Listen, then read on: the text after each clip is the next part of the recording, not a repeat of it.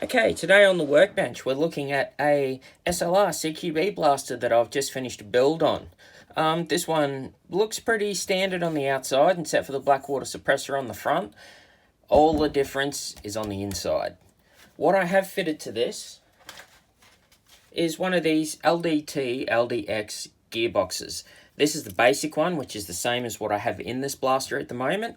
The only difference with the one that is in this blaster is I have actually changed the gears to SHS 13:1 ratio gears inside of this, because I just wanted to see how it would go. I've never had a blaster with 13:1 gears in it, so I thought, why not?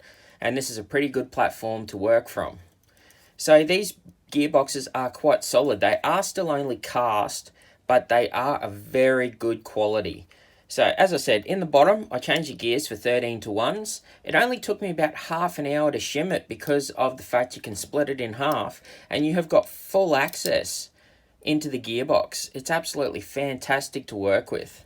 And the top. Now the top I did put a little bit more work into in this because the tracks that the piston run along, I don't know whether it's not the ones I got or whether they're all like this, but the tracks that it runs on were a little bit rough and had some real sharp points on them, so I spent a fair bit of time cleaning them up on the inside.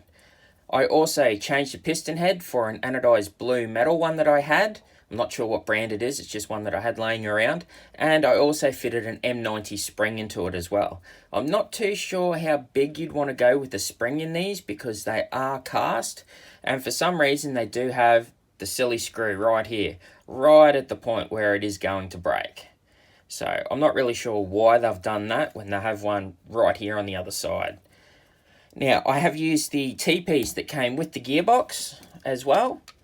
So that all fitted in nice and well, and even with the original terminal block is in this gearbox as well. It all fitted straight in and lines up perfectly with the SLR gearbox. Now these gearboxes also come in the advanced version, which is right here. Now the only difference between the basic and the advanced is these ones are fitted with a MOSFET inside. I'll just grab it out. You know, you won't really be able to see a lot, but they have a MOSFET instead of the old switch in there. Now, I've heard mixed reviews about these MOSFETs, so it's going to be interesting once I do get around to putting it in a blaster to see what is it going to be like. But all in all, these gearboxes, I think, for a basic build, are well worth the money. Unless you wanted to go to an MK style gearbox, or the new ones that hardcore blasters are producing now. They are really good quality. That will probably be my next project once I sort these two out into the blasters. So as I said, this one on the outside, pretty stock standard except for the black water suppressor that I'll be able to hide a hop up under. And when I did go to put the gearbox in, the only issue that I found was a bit of clearance problems with the charge handle. And all that I did to fix that was on the top here, there is an extra cast bit on the top.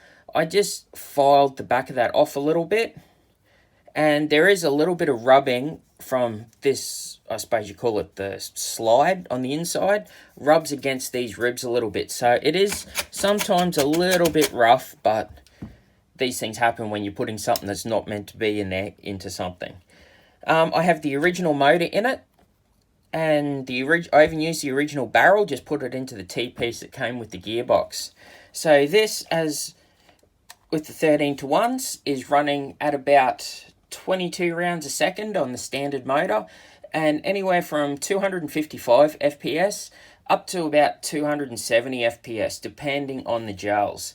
I've only ran Gladiator and AKA gels through it, and they were about a week or two old, so I'll probably have to do up a fresh bunch and see what they're like. But besides that, I've got an 11 volt battery in it at the moment, and on single fire, she's really nice and snappy, and on full auto,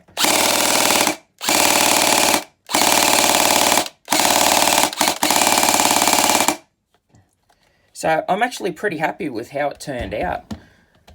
So yeah, I think these gearboxes are well worth the money. They vary in price, anywhere from about, I think the basic ones you can get for about $230 to $250, and the advanced are about $280 to $300. If you shop around, you might get them a little bit cheaper. They're starting to become a bit more readily available in the stores. I actually got these two from China. I had them sent over.